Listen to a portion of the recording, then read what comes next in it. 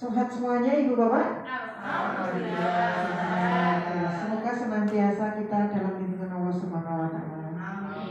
Bapak Ibu yang saya hormati, kalau hari kemarin kita sudah mendengar melihat apa yang telah disampaikan Bu Martini sebagai teman kita, sebagai guru penggerak di sekolah kita. Untuk hari ini Pak Muhammad Qasim Pardede juga teman kita, kemudian juga sebagai guru penggerak.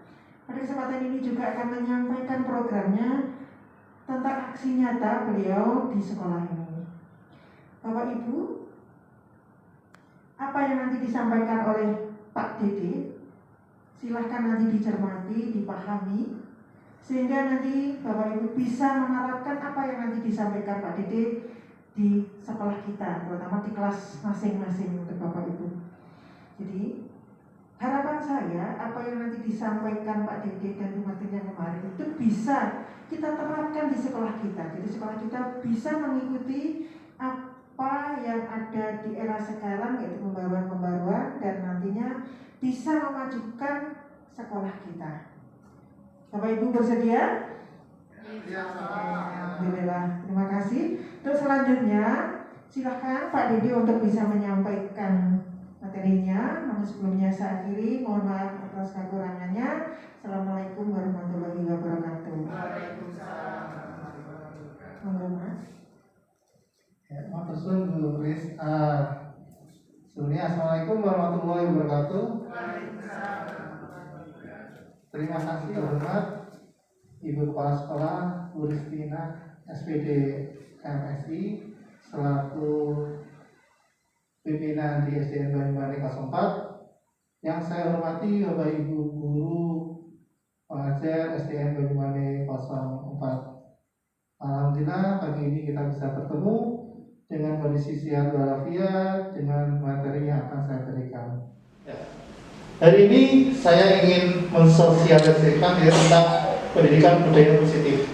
Jadi di modul PT1 sampai 4 itu ada 4 tahapan modul yang selama ini kita sebagai calon guru penggerak angkatan 4, ya saya alhamdulillah lolos kemarin, dan kita diberikan pendidikan, yaitu yang pertama modul 1 itu tentang filosofi Ki Hajar Dewantara.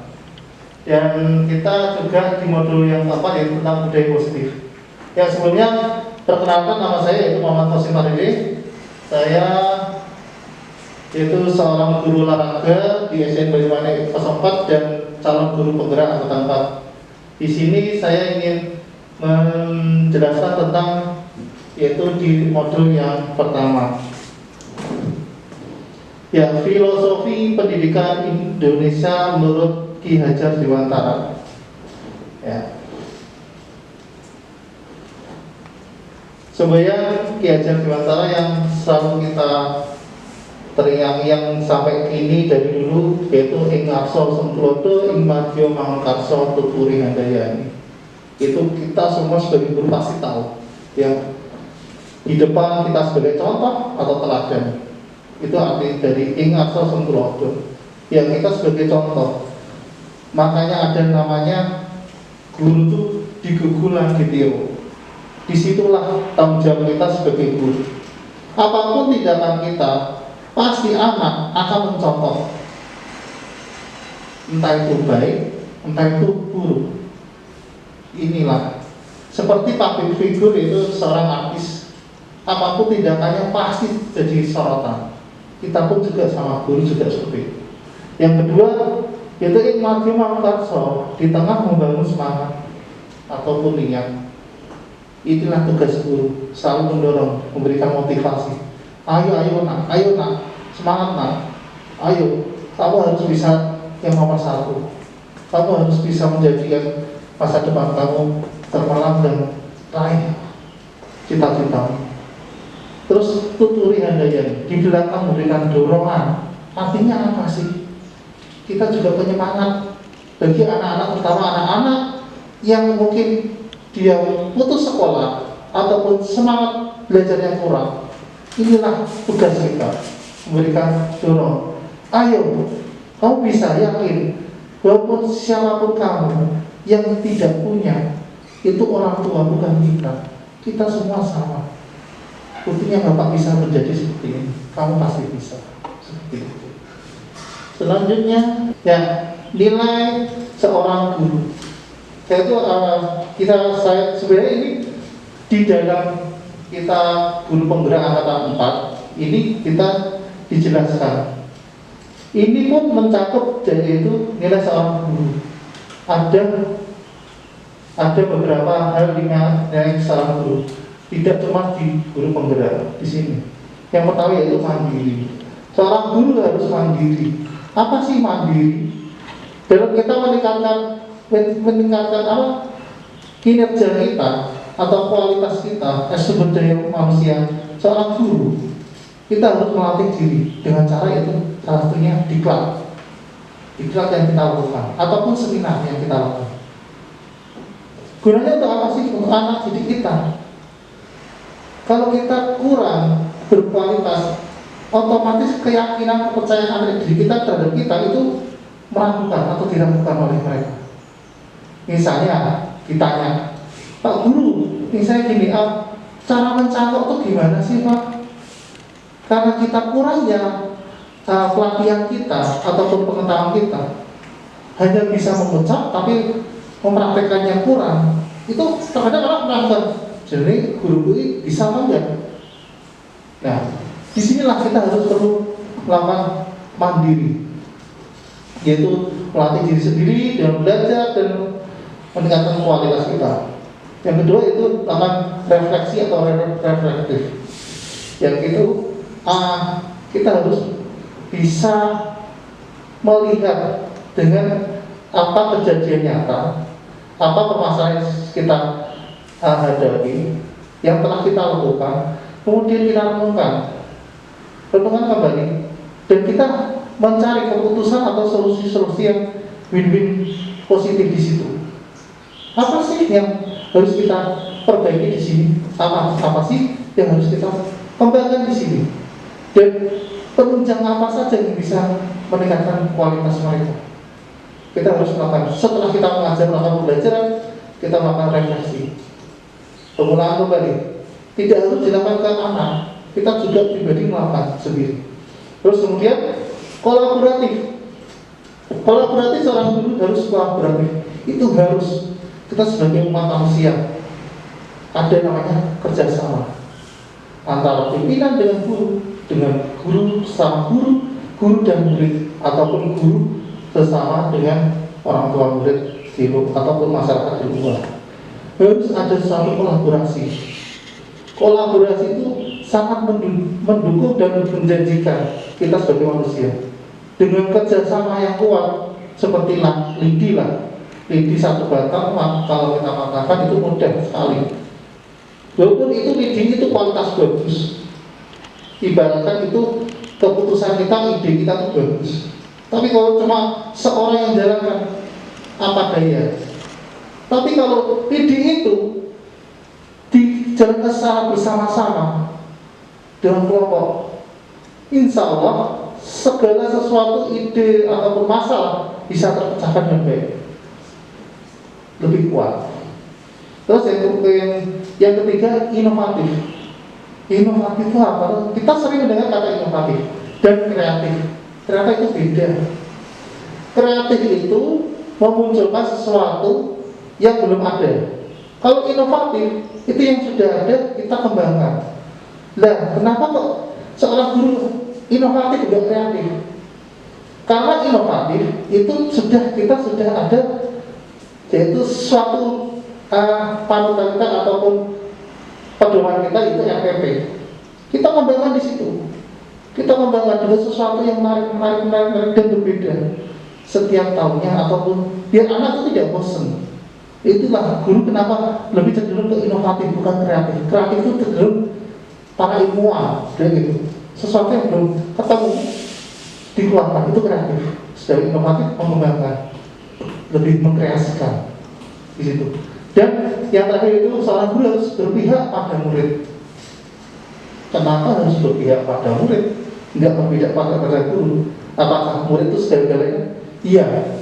dalam istilah kita di calon guru penggerak kita diajarkan yang tentang menghamba pada anak. Menghamba pada anak itu artinya yaitu bukan kita menyembah-nyembah ataupun itu bukan, tapi seperti yang pernah dilakukan Ki Hajar Dewantara saat dulu, yaitu ini, dia pernah menyesali mengapa Ki Hajar Dewantara dia mencetuskan kata menghamba pada anak. Karena pada saat itu waktu beliau sibuk dengan perjuangan dia, yaitu meningkatkan pendidikan di Indonesia, dia berjuang lari ke sana ke sini, diasingkan, kemudian itu lah, disitulah saat dia sibuk dengan kerjaannya dia melupakan anak dia yang sedang menangis karena ingin pelukan seorang ayah. Dia jadi masa pusing saat itu, dia mengerjakan anak berisik, nangis, kalau dia angkat taruh di luar pintu rumah, sedangkan saat itu sedang musim dingin. Kemudian Ki Hajar Dewantara saat itu baru tersadar setelah beberapa menit, tersadar, sentak teke kuwi anakku, kuwi penerusku. Langsung dia lari dan dia memeluk anak tersebut dan mengatakan, kakak tak muyoke dirimu. Ternyata dia baru sadar, pendidikan itu untuk siapa sih? Para pertama itu yang bisa merubah bangsa ini yaitu generasi muda. Disitulah maka dia mencetuskan, aku akan menghamba pada kowe, menghamba pada kamu. Kenapa saya bikin tulisan panjang budaya positif? Karena kita butuh pelekatan yang kuat tentang budaya positif, terutama di sekolah lingkungan kita. Maka saya bikin banyak, karena itu penting buat saya. Dan saja itu peran guru menumbuhkan budaya positif.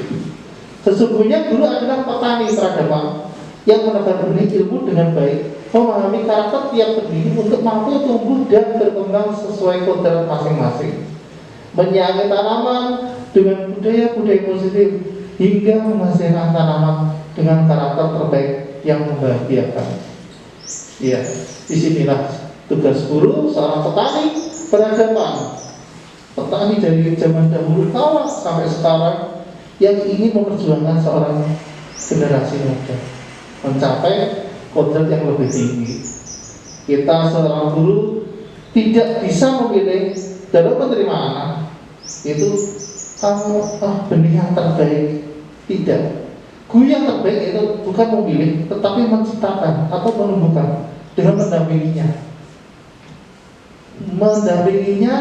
merawat dia dengan baik sehingga memberikan karakter yang baik untuk mampu tumbuh dan berkembang sesuai kodrat masing-masing. Jadi kita tidak bisa menyamakan benih yang kelihatannya sama dengan cara perlakuan yang sama. Itu tidak bisa. Kita harus memahami setiap benih-benih tersebut, yaitu anak. Ya, teori kontrol menurut Dr. William Glasser. Ya, ilusi guru mengontrol murid. Pada dasarnya kita tidak dapat memaksa murid untuk berbuat sesuatu jikalau murid tersebut memilih untuk tidak melakukannya. Walaupun tampaknya kita sedang mengontrol perilaku murid tersebut, dan ini karena murid tersebut sedang mengizinkan dirinya dikontrol. Saat itu bentuk kontrol guru menjadi kebutuhan dasar yang dipilih murid tersebut, mau tidak mau. Teori kontrol menyatakan bahwa semua perilaku memiliki tujuan, bahkan terhadap perilaku yang tidak disukai. Jadi teori kontrol itu terkadang orang-orang pada umumnya itu karena dia segan atau takut atau salah satu aturan, dia akan melakukan melakukannya dengan cara terpaksa. Yang pengetahuan positif atau rujukan adalah bentuk-bentuk kontrol. Segala usaha untuk mempengaruhi murid agar mengulangi suatu perilaku tertentu adalah suatu usaha untuk mengontrol murid tersebut. Dalam jangka waktu tertentu, kemungkinan murid tersebut akan menyadarinya dan mencoba untuk menolak rujukan kita. atau bisa jadi murid tersebut menjadi tergantung pada pendapat sang guru untuk berusaha. Yang selanjutnya yaitu tentang ilustrasi bahwa kritik dan membuat orang merasa bersalah dapat menguatkan karakter. Menggunakan kritik dan rasa bersalah untuk mengantar murid menuju pada identitas gagal. Jadi kita kritik itu gagal karena mereka belajar untuk merasa buruk tentang diri mereka. Mereka mengembangkan dialog diri yang negatif. Kadang-kadang sulit bagi guru untuk mengidentifikasi bahwa mereka melakukan perilaku ini, karena seringkali guru cukup menggunakan suara halus untuk menyampaikan pesan negatif. Jangan gitu ya, saya gitu. Pelan, kayaknya halus, tapi sebenarnya itu tidak atau ada unsur penolakan dari si anak. Lanjut, ilusi bahwa orang dewasa melihat untuk memaksa. Bahwa orang dewasa yang percaya bahwa mereka memiliki tanggung jawab untuk membuat murid-murid berbuat hal tertentu, apapun yang dilakukan dapat diterima selama ada sebuah kemajuan berdasarkan sebuah pengukuran kinerja. Pada saat itu pula orang dewasa akan menyadari bahwa perilaku memaksa tidak akan efektif untuk jangka waktu panjang dan sebuah hubungan permusuhan akan terbentuk. Kita lanjut. Yang terakhir yaitu saya ingin mencoba satu penelitian. Coba salah satu di sini salah satu teman guru apa yang dia miliki di dekatnya, tolong langsung tanpa diketahui temannya digenggam. Nah, padahal itu padahal. Nah itu, ya. Nah, itu salah satu seorang guru menganggap barang yang dia ingin rasakan dari siapapun sepatutnya. Orang sekitar ingin mencoba membuka zaman. Nah, 3 hal itu saya minta nanti teman-teman mencoba membuat 3 hal. Yang pertama bujukan, yang kedua yaitu secara halus, kritik atau apa, rasa bersalah. Ini saya yang kalau saya contohkan nanti ya. Terus yang ketiga yaitu paksa, karena kita mungkin lebih di atas dia. Monggo teman-teman, saya kasih waktu 1 menit untuk membuat 3 kalimat yang bisa nanti Pak Dari mau membuka dia, membukakan tangan genggaman yang dipegang Pak Dari. 3 kalimat, yaitu yang pertama bisa berupa rujukan, yang kedua bisa membuat kayak Pak Dari merasa bersalah, yang ketiga yaitu suatu paksaan karena mungkin di posisi kita yang lebih harus dipatuhi sama beliau. Monggo. 1 menit. Sudah, Bapak Ibu? Ya. Sudah ya? Oke. Siapa yang mau mencoba dulu membujuk Pak Dalil? Siapa di sini yang ingin mencoba? Siapa tahu Pak Dalil? Ya, monggo Bu Martini. Pak, namanya dibuka atau Pak? Paling sesuatu yang tidak bagus itu Pak. Ini mencoba merasa bersalah gitu ya, nanti ya. Pak Jendral mau bukanya apa masih? Jangan. Karena masa malu ya mungkin ya. Saya Pak. Ayo, monggo. Pak Dalil, mbak genggamannya dibuka. Besok pagi nanti tak bawain jajan loh. Itu wajar apa? Itu orang dikasih jajan loh. Itu satu juga. Puasa. Wah, ini salah satu siswanya orang kita tuh hebat deh. Apa yang coba bisa masih mempertahankan apa yang ingin dia miliki biar nggak diketahui, itu rahasia yang mungkin penting buat dia. Ada yang mencoba. Dalil, tolong dong genggamannya dibuka. Tidak akan tak buka sesiapapun kecuali hari Pak Dalil. Wah, ini wujudkan rayuan yang maaf ini. Gombal Pak. Bisa apa yang dibuka? Jangan. Tapi Ayo coba. Dalil, buka dong. Dibuka awalnya. Genggamannya dibuka Pak, nanti dimarahin sama guru loh. Ayo, itu gimana lo Mas dulu? Ya, ini ada 3. Saya dari tadi yang ketiga itu belum dilakukan ya, yaitu wujudkan. Kenapa buka? Wah itu masalah tuh. Atau itu ya, itu pastikan kalau dia merasa lebih kuat di situ. Gawat. Ya, yang bisa itu contoh saja. Itu contoh stimulasi. Jadi kita seorang guru untuk mengajar anak itu bisa beberapa hal, bisa dengan perasaan, ujukan ataupun merasa bersalah. Ya, di situ. Tapi yang tepatnya, nah itu tepatnya yang mana? Sebenarnya 3 hal itu menurut saya itu tepat semua, tergantung situasi dan kondisi. Mungkin misalnya kayak pernah kejadian HP hilang, nah itu perlu dengan suatu paksaan karena harus ditemukan. Atau yang lain, jadi tergantung situasi dan kondisi saat itu. Nah ini ada sedikit kasus. Tadi saya jelasin sedikit ya tentang tuntutan hidup survival. Itu ada suatu yang dipertahankan, suatu yang dilakukan untuk pertahanan diri sendiri, untuk melindungi tubuh dia ataupun dirinya dari berbagai ancaman pihak dari luar. Terus yang love and belonging, cinta dan kasih sayang. Setiap manusia dasarnya itu pengen namanya disayangi, dikasihi. Itu udah mutlak itu. Nggak ada namanya manusia yang pengennya dibenci itu. Saya jarang menemukan di situ. Yang ketiga itu kebebasan, freedom. Contohnya Indonesia, kita punya Indonesia pengen bebas dari penjajahan. Di situ juga orang-orang termasuk murid-murid kita pengennya bebas. Gak ada aturan, tapi ingat bebas itu ada batasnya. Terus yang keempat kesenangan, fun. Orang juga pengen senang dan kalimat kekuasaan, power. Setiap orang itu sebenarnya punya power.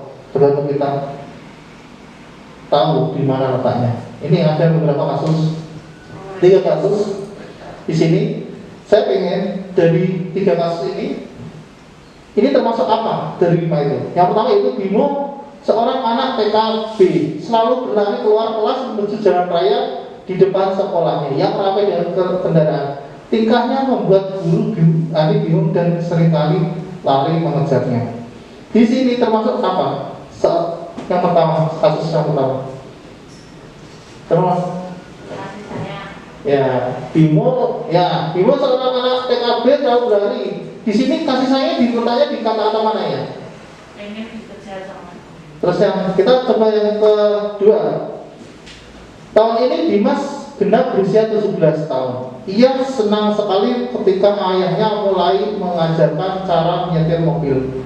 Setiap akhir pekan ia berlatih menyetir, ia terlihat senang sekali. Berlatih sampai akhirnya ia bisa menyetir mobil dengan baik dan lancar. Ketika ibunya bertanya pada Dimas, apa yang membuat dia ingin bisa nyetir mobil?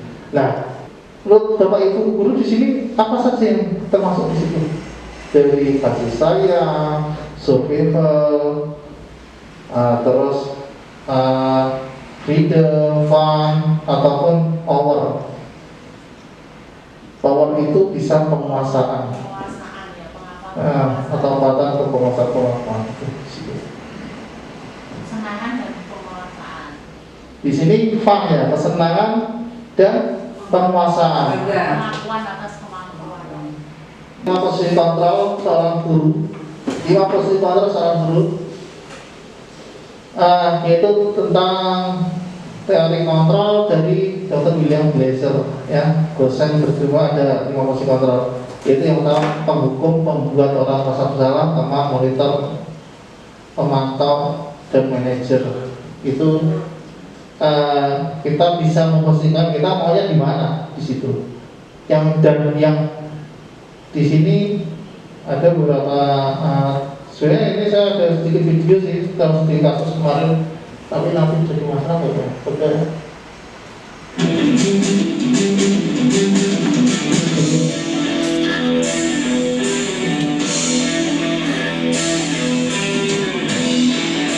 Jadi ini yang kemarin saya lakukan penelitian ke siswa ini.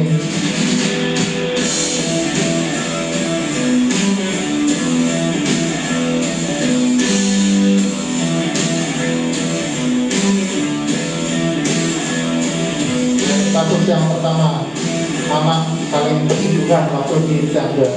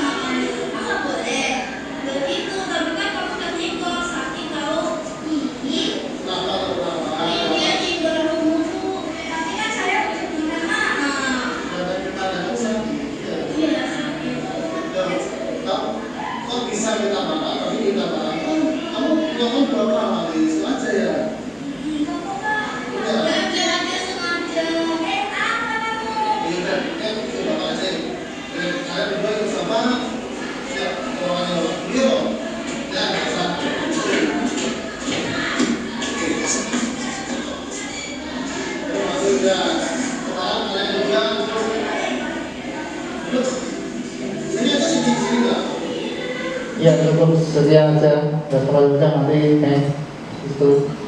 Ya, di sini ada beberapa motivasi yang dilakukan tadi guru tersebut, yang saya lakukan terhadap pendidikan terhadap anak. Itu disitulah kita ada seorang guru itu sebagai penghukum atau sebagai pembuat merasa bersalah atau teman atau pemantau atau manajer, letaknya di situ.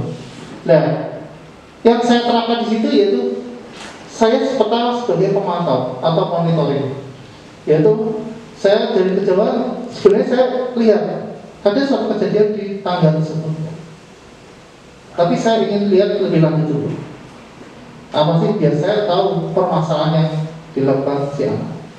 Kemudian setelah saya tahu, saya mulai menghampiri anak tersebut yang sedang saling adu mulut tentang masalah yang mereka alami.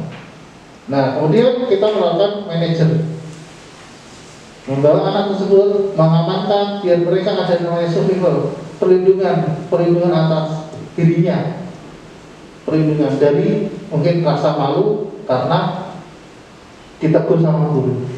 Kita bimbing dulu anak, kita masukkan ke ruangan, kemudian kita di posisi manajer, yaitu dengan apa? Menanyakan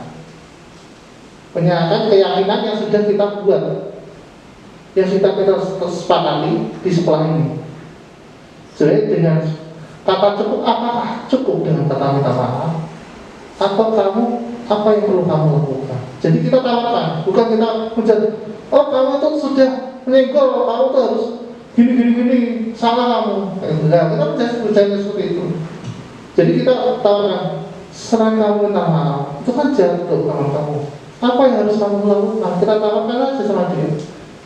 Kalau misalnya anak tersebut masih berpikir, maka kita kesimpulan saya itu dalam mewujudkan pendidikan yang diimpikan sesuai harapan bangsa Indonesia dengan cerminan pemikiran Ki Hajar Dewantara Merdeka Belajar, ada beberapa unsur yang mendukung dan berpengaruh besar untuk terwujudnya impian tersebut. Guru merupakan landasan yang utama dalam proses peningkatan karakter positif pada diri murid yang dapat memposisikan dalam berbagai hal, yaitu penghukum, pembuat orang merasa bersalah, teman, monitor atau pemantau dan manajer. Oleh sebab itu, marilah kita mulai mengenai terutama murid kita, memanusiakan manusia, supaya mereka dapat dengan kesadaran sendiri untuk meyakini apa yang menurut mereka benar dan tepat untuk membentuk karakter positif pada dirinya. Ada sedikit pantun untuk Bapak Ibu guru semuanya karena di sini tiba-tiba, yaitu membuat tiang setinggi bahu, diberi batu untuk penyangga. Inilah para pejuang di hadapanku, para guru yang berjiwa mulia. Terima kasih. Wassalamualaikum warahmatullahi wabarakatuh.